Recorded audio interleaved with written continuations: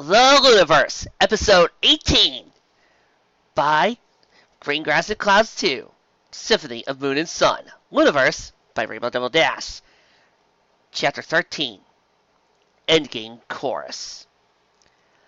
Lyra sat on the stage and tried to hide her growing unease. There were only 10 minutes until the show began. What in the world was the problem? A few of the nobles, seemingly more sympathetic to her plight than the rest, had suggested she duck out quickly. "If she doesn't show up," said one, "Luna might get mad at you, and a lot of the court will shun you if she does. If you leave now, maybe you could dodge that. I know that you're loyal to your friend, but what if she got sick or something? She might not show up. It'd be a shame if you got her too." But Lyra hadn't listened. She had faith in Octavia. If the mare could arrive, if it was at all possible, she would. So long as there was a chance, Lyra would not abandon her friend and run away. One pony, a pink mare who was prent and wrinkled with age, pulled Lyra aside. "Do you think she could play it?" she asked in a soft, raspy voice. "Yes." The pony smiled wistfully. "That's good. I hope she can. I think," she paused, "I think Luna deserves to hear it performed correctly. And I would love to hear it too. Just once." For a moment, she seemed sad, as if she had some history with the piece. Then it passed. The ancient mare said goodbye and gone to take her seat, and Lyra could only stare after her. "Strange," Delirious heard another noble murmur. "I don't know what that green one's game is." "Something to do with the elements, no doubt," a third one responded. "I don't think so. Lunamoon's not here. Lunamoon would be here then." "Isn't she afraid of the Celis? Not for long at this rate!" An older mare, Feistring Puissance, had politely inquired about Lyra's health and affairs. "You know," she said, smiling in a manner that didn't quite reach her eyes, "I've heard good things about your music, and your spirit just now, with Blue Blood, was quite bracing. Why don't we talk after the show? I'm not looking for a patron." Puissance chuckled and withdrawn without saying anything else. Lyra sighed and checked the door again. 9 minutes. Where was she? Fancy Pants was standing by Luna's booth. He glanced around, worried. All their work would go to waste if Octavia couldn't deliver. He wanted to save the mare from being another victim of Greengrass's schemes. But he and Fleur would be helpless if Octavia did not arrive. He couldn't use the palace guards to help her. They would need to take Octavia's statement and have her evaluated for injuries, both of which would take too long. He couldn't use the shadow bolts. They were all working on various national security matters and could not be spared. He couldn't even go himself, since he had been publicly invited as a guest of Luna, and it would look strange for him to leave early. Fleur had gone to help, but Fancy Pants was worried she wouldn't be enough, and that she would take on more sins he can handle. "Please be careful, Fleur. Yeah, I know you care a lot about Octavia, but if you get hurt..." He couldn't finish the thought. Up in his booth, Greengrass was looking at the stage. "Think she'll arrive?" he asked Notary. "No, sir." Greengrass sighed. "I suppose I agree. Truly a pity. I so did want to hear that piece." The other nobles were taking their seats, whispering amongst themselves. There was only one major topic, though. The Celis, the one who had dared to proclaim she could play a piece that had never been satisfactorily performed in equestrian history. Where was she? Had she flaked? Was she ill? Or was she just hiding in the back, waiting for a dramatic moment to take the stage? And Fancy Pants began to murmur, as if Fleur was next to him. "Fleur!" "Oh. You're going to give me this type of song, huh?" "Well, okay, Grass and Clouds. Okay. Challenge accepted. I can sing this. I can sing this whole thing. I've been able to sing One More Day in all the main six's voices. I can handle a little tune like this." Watch me work! Did you make it clear? Does he has to be here? Does he understand she cannot reschedule? From his booth, Greengrass smiled. He felt unusually moved a song even. How straightforward the game, when all its rules are respected. Did you make it clear there are no exceptions? And no rules are the same for a novice and a first to also. No show, no dice, no appeal, no exception, no way. Did you think she knows what giving up will cost her? From his seat, one level above Greengrass, Archduke Fisher sneered at the scene. Greengrass's mare had flaked. Very forlorn on his part. The Earth Pony knew nothing of duty, and less of tradition. But even a reprobate like him should have understood how a mare like Octavia, who had betrayed her own duties for profit, could be controlled. Does the pony exist in any equine endeavor? Do you think she cares what giving up will cost her? No to resist. Sirens of fame and possessions threaten to cut off supplies, and she come out to play. She's a broken mare, good as baggage and any. Five-string puissance, above the Archduke, nodded to herself. That green mare was being foolish, but couldn't help be fools. One could only use them. Once her friend crashed and burned, wrecking both their careers in the process, Lyra would be more desperate, and thus much more amendable to a deal. It was a shame that Lyra was letting something as trivial as friendship lead her to such peril. But, well, again, she was a fool, and that was all there was to it. It's the weak who assert tawdry untruths about friendship. What a way to learn, not to challenge Greengrass. Selling themselves short, chasing a spurious starlight, twinges of conscience sufficient to lead them astray.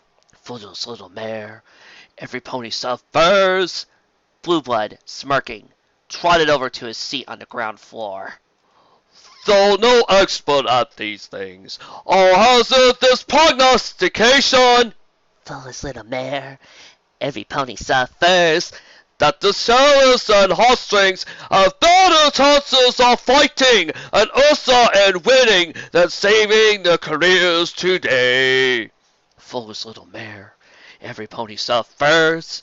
I don't see that fool ever playing again. Lyra looked up. The hall had gone quiet. Why were they all staring at her? Then, the entire night court burst into song. We are all aware of reputation, but that empty chair is condemnation, proof that a mare has blown it, scalded with dishonor. No! She will be here! Nobody gives a damn for her dilemma, a braggart's fail scam. We are sick of them. There's far too much at stake for this Santa's prima donna. Lyra could only shut her eyes. She would not leave. She would not give in to fear in hopes of mitigating the court's anger at her. She would wait for Octavia. She will come. She will not let me down. I don't care what they say. We can hardly begin to imagine why they risked all they put into. They're calling through the years, the blood, the sweat, the tears, the late nights, the early starts. I won't lose faith in her.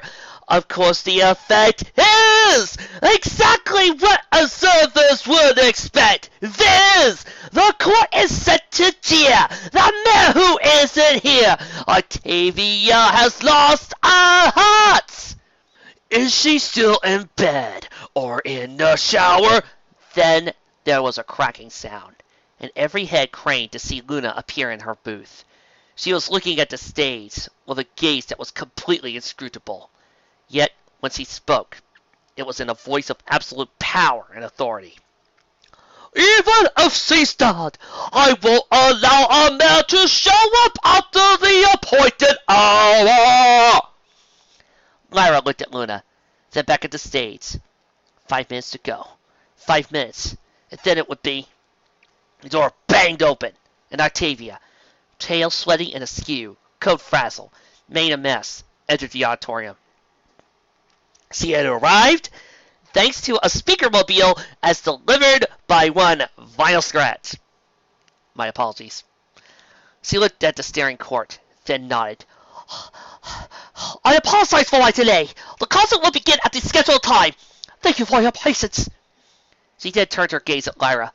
I'm a few minutes behind, she said in a calm, implacable, yet out-of-breath voice. Could you please help me get on part? What happened? Lyra asked, levitating Octavia's cello up. Octavia began racing through her tuning procedure. They were backstage, but they could hear the whispering court. It doesn't matter. Octavia shook her head. I have arrived. Thank you for waiting for so long. I'd wait forever, Lyra said. I knew you'd make it.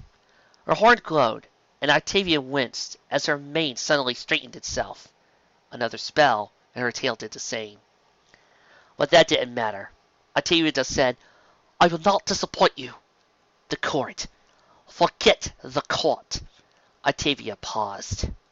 They all think they see a man who doesn't know which way to go, whose private life led her decline, wrecked her grand design. Some are mad and some are fools, and I was blind to think that I was of the kind. Greengrass watched the shadows of the two mares from behind the curtain. Though he couldn't make out the details of their faces, he could see Octavia was ready to fight. Her movements swift and sure, without betraying even a hint of doubt. Despite himself, he was impressed. He turned to Notary. So she plans to fight the situation, see her appetite and concentration. How is she so focused when her life before her is fraying? Suddenly, his eyes widened.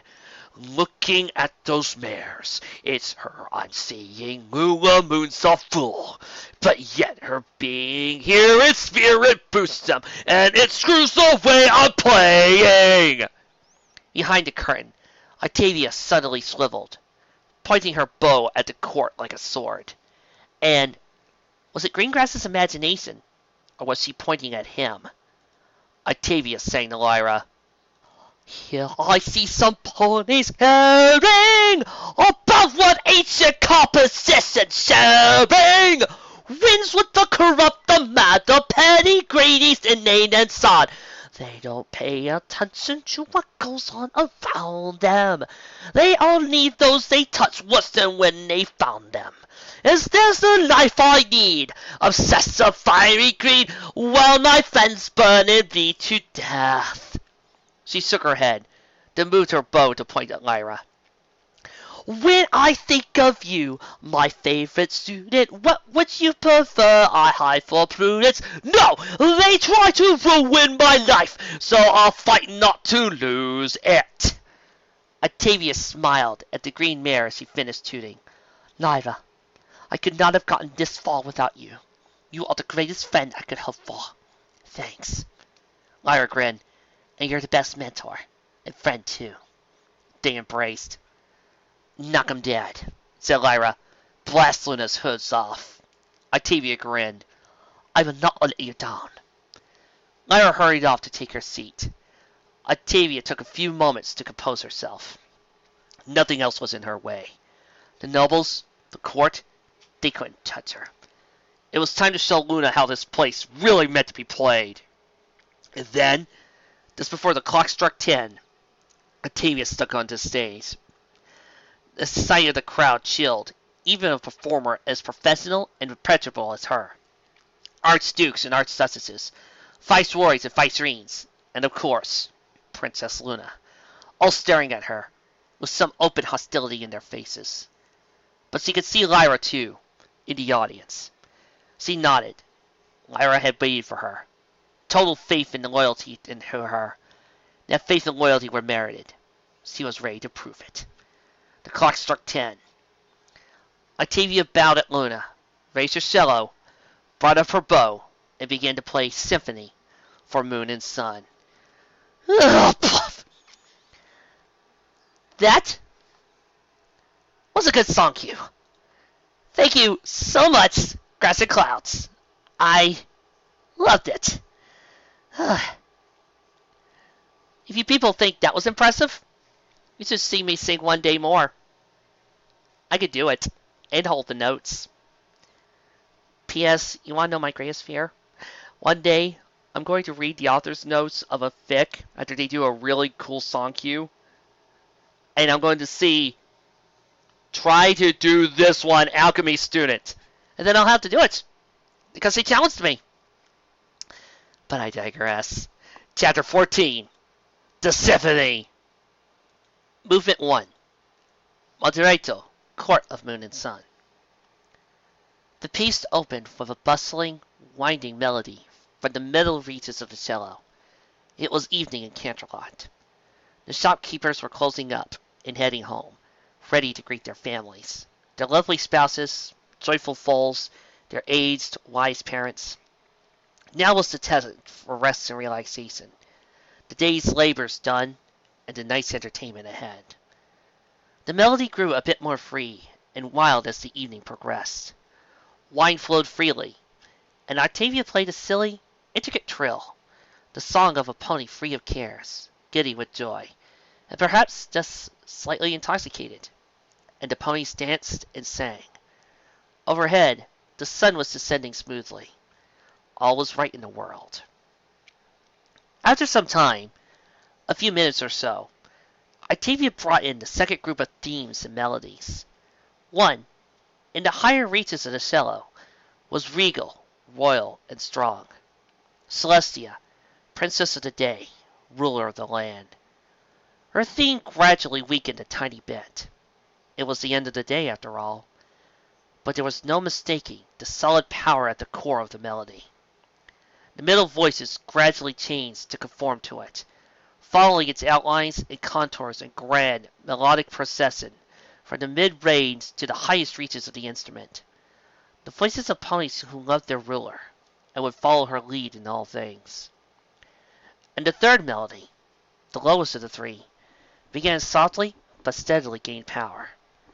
It was mysterious and transitory, shifting in and out, impossible to keep an ear on, yet at a constant presence nonetheless. It built and grew, expanding as evening changed to dusk, and then dusk to twilight. Luna Equestria, who ruled the night, had arrived.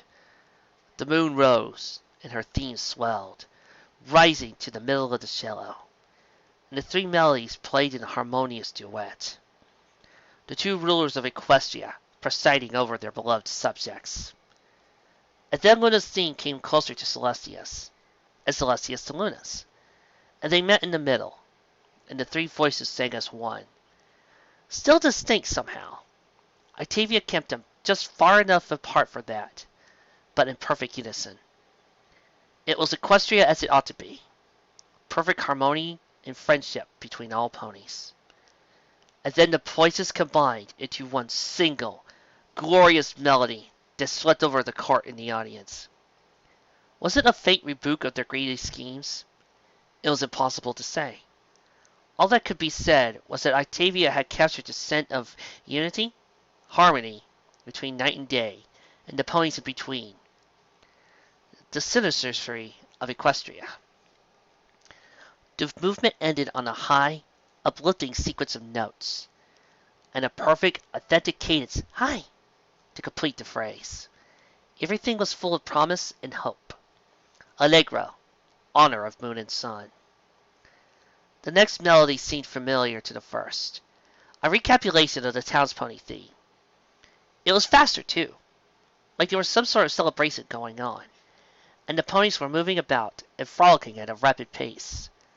But no sooner had the theme taken form than Octavia brought in another, this one not nearly as pleasant.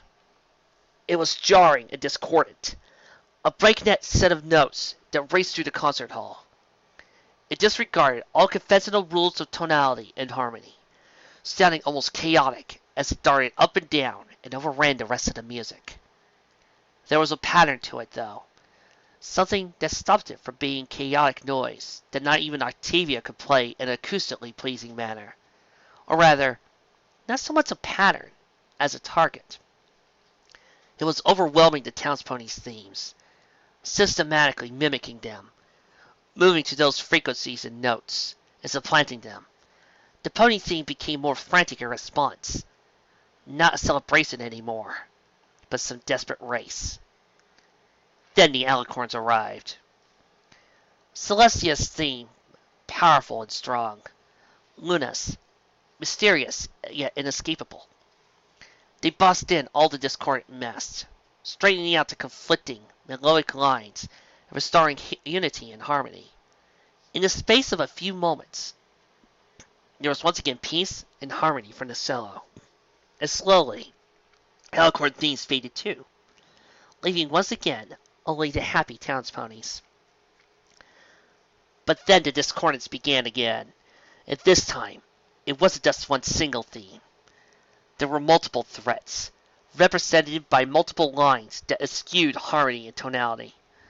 One line oozed and squeezed its way along the cello, a creeping mass that swallowed up the higher notes. One jumped and darted about, breaking any other melody that it touched. One seemed to mimic the Ponyfield theme until it broke away and left silence in its wake.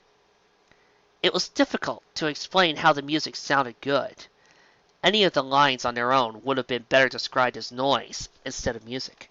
But somehow, though, Octavia's superlative skill was a musicality even to the chromatic, clashing tones. They worked together in a dark, twisted way, not exactly allied, but perhaps pleased to split up the townspeople amongst themselves. Together, they created a new melody, one violent and jagged, which drew the ear in, but left the listener disturbed nonetheless. The alicorns returned, but this fight was much harder than the last. Celestia's theme battled the creeping, oozing tones, but the mimic moved in to fill in the gap. Luna moved to defend, leaving the lower notes where she had been reciting, and another monster took the place she left. The alicorn and monster themes ran all over the cello, sometimes barely distinguishable from each other, sometimes widely apart, but altogether a gorgeous cavalcade of sound, an epic battle for solo cello, and within it all was still that one thin melody of the townspeople, now reduced to a ragged edge and a few notes at periodic intervals, but still very much present. In the end, of course, the alicorns could not become overcome. Slowly, one by one, the monster themes sank away, retreating to whatever domain spawned them. The alicorns remained, and the townspeople sounded in joyous shouts.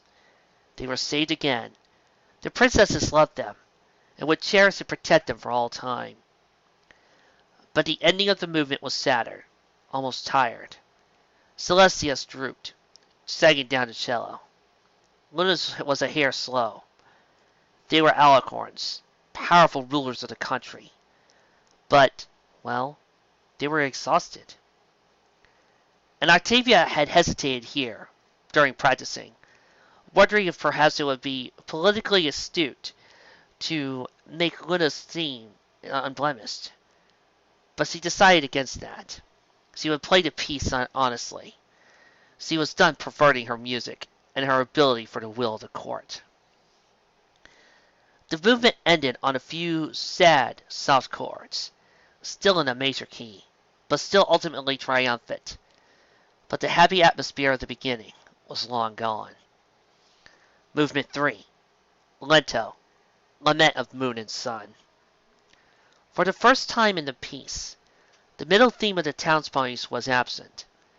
This movement was a long, slow duet between the sisters Equestrias. The time was unclear. Possibly it wasn't even at the same time. Alicorns were nigh omnipotent, and it wasn't inconceivable that it could somehow be day for Luna and night for Celestia. But whatever the case, neither one seemed preoccupied with their court or their other official duties. The pieces were reflective, deep affairs that required intense concentration.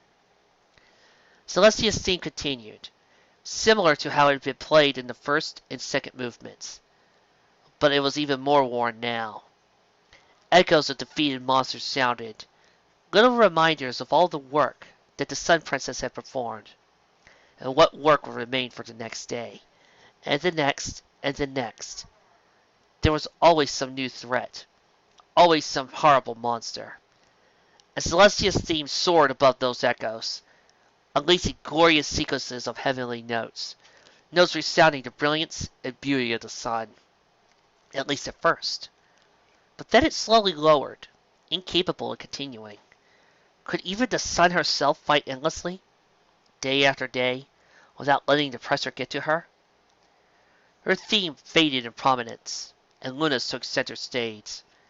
Like Celestia's, Luna's theme was more worn now, but there was something in it that hadn't been in Celestia's. Something that strengthened it, prevented it from falling like Celestia's had. The echoes of the monsters were still there, poking and prodding at Luna's floating, dreamy theme, but they couldn't make as much of an impact, because there was an echo of Celestia's too. Luna's theme didn't fight the echoes. One would only waste energy fighting a memory. He just disregarded them, played over them, regarded them as background clutter. And when he couldn't quite manage this, echoes of Celestia's song filled the gaps. Luna's theme, after a bit of quavering, stayed steady and strong. Indefatigable, even. The two melodies took equal prominence in a very slow and rich duet. The two voices started out complementing each other, building to a glorious pinnacle. But when they began to diverge, conflicting, something wasn't quite right, although it was very hard to say what. Was Celestia's theme just a shade off? Luna's tried to help her, sending a few notes to her so they could take some of the music's burden. But Celestia disregarded them. She was the elder sister, the stronger one, and she couldn't accept help like that. Her sister needed all her own strength. Celestia couldn't weaken her. So Celestia's theme studiously ignored Luna's, and eventually, far more slowly than Luna's, but eventually, it regained power and accuracy. The movement ended with a duet of harmony between the two sisters. It lingered as it ended, with Octavia seemingly reluctant to move on. It was the last time, after all, and thus, like a final goodbye, it could be allowed to drag on a bit. Vivace! Madness of moon and sun. The monsters were back, stronger than ever. Hateful and depraved themes running all over the cello, leaving the good ponies of Equestria no room, no notes, not even a single frequency to sing. The alicorns appeared, and at first, all it was as before, but their themes began to change. It was mild with Luna's, perhaps a touch, and only a touch, harder and more determined. But her themes still missed into existence around the bad ones, still took them down and vanquished them, rendering the frequencies safe once again. But Celestia's transition was much more significant. It built in intensity, rising to a titanic level, her theme growing louder and heavier as the stress continued to overwhelm her. Celestia was a mare on fire. She pounded into the monsters, her melody booming from the cello and glancing all over the concert hall. There was no mercy or compassion, as she thought, and she didn't let her enemies retreat either.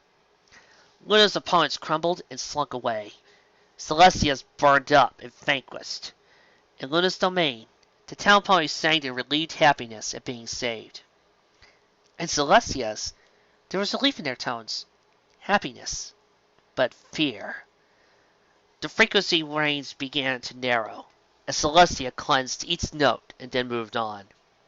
Luna's reaches flourished, building once again where the monsters were.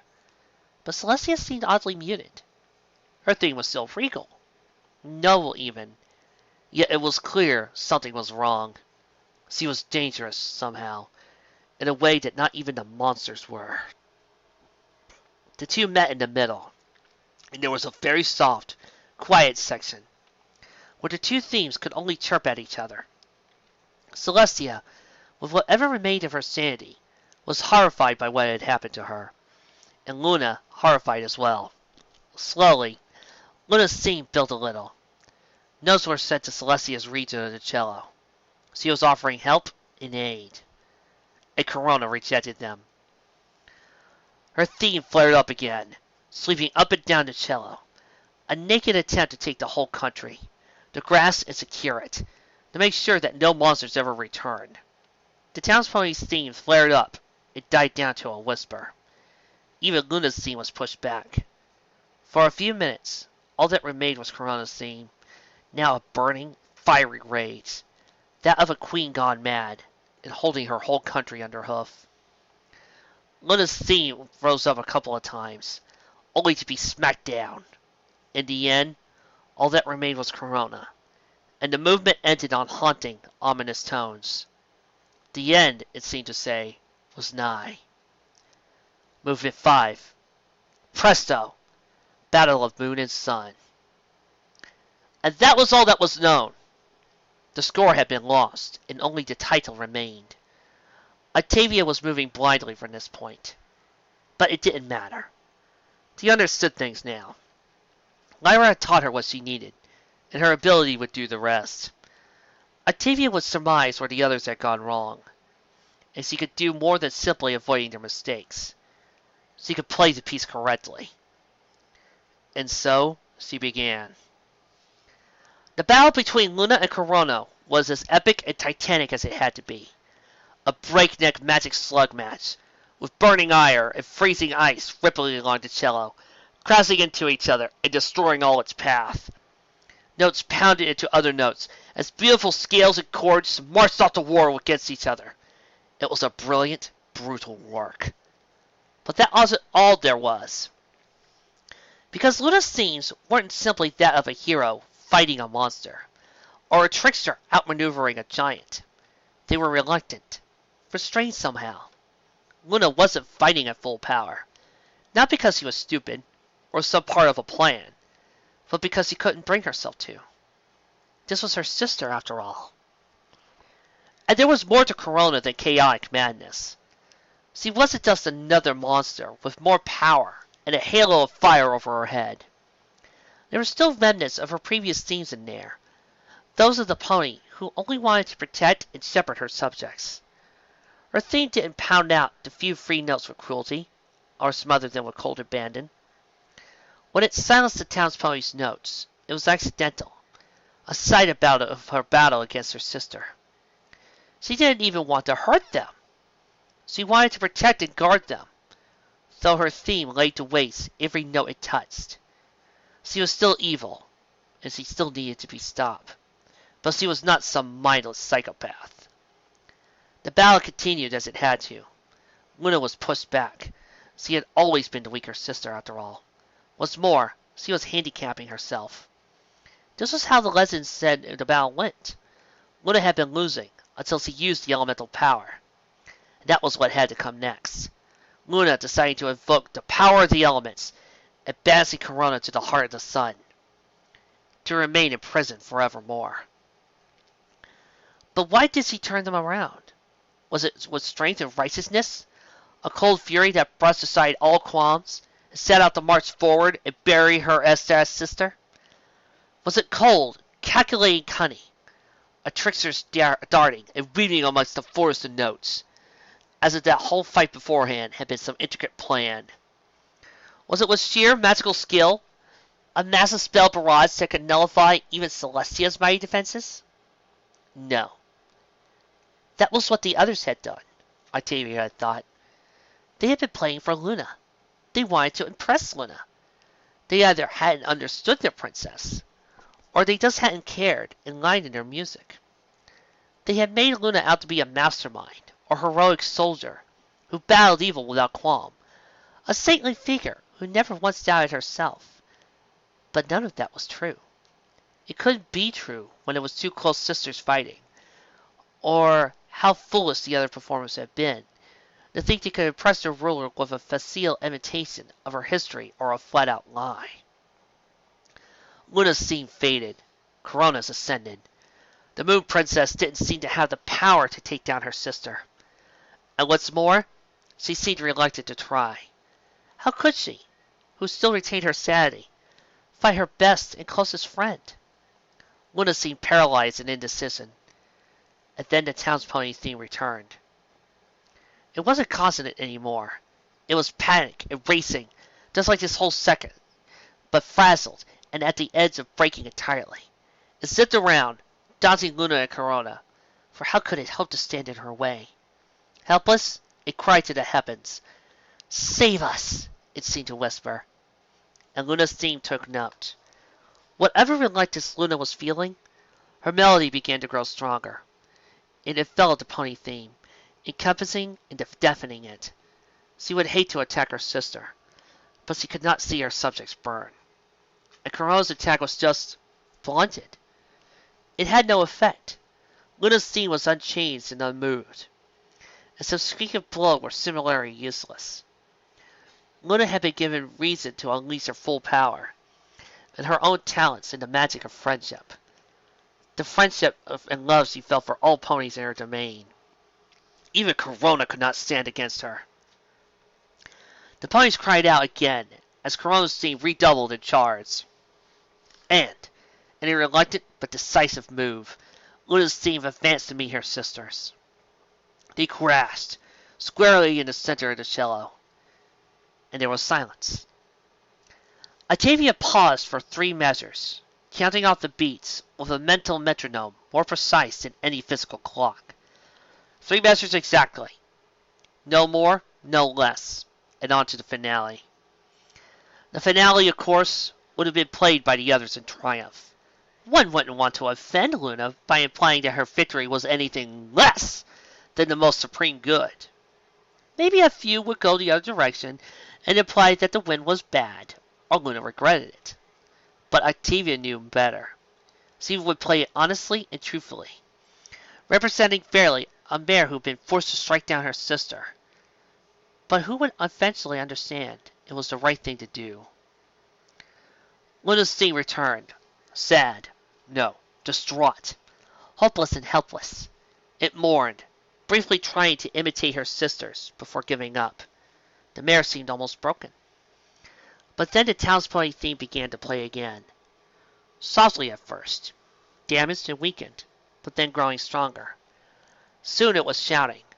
Luna had saved them, and they were safe. Safe from the tyrant's son. Luna's theme returned. Sad. The townsplay theme swelled even more. A rush of joy and love for the remaining princess, who had protected from the nigh omnipotent lunatic. They were still alive. Luna's little ponies, whom she still loved and cared for very much. They were still alive thanks to her actions. Luna's theme became calmer. Still sad, still mourning, but now resolved in a sense. She had done the right thing. Her inner turmoil was at least somewhat soothed. They'd done her duty and saved her subjects. She hadn't enjoyed it. She hated every moment of it. But they had still done the right thing. The ending of the piece was not triumphant.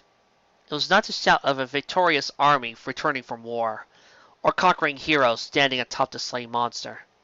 But it was hopeful. It was the towns-ponies. It was another day, and they were still alive. And above them, they still had a princess, one who would shepherd them and protect them, even from her own family. Octavia finished the piece and bowed. Now I hear my fate. She took a deep breath. Though she shuns me, castrates me, throws me into space, I will not be ashamed. I played this piece correctly. Of this I am certain. When she looked up, she was rightly amused to see that every head in the house was looking at Luna, as if waiting for her to tell them their opinions. She looked up at the alicorn too, then paused and taken aback. Were those tears in the princess's eyes? Luna paused for a moment, as if unable to speak, before managing to open her mouth. Brava! She said. Brava! Then, Princess Luna and Equestria began to pound her hose in a clap of applause, and others joined in. The deafening roar almost knocked Octavia Philharmonica off the stage. Whoa, yeah! You go, Auntie! What? Yeah! That's my go! I know. What? I couldn't help it.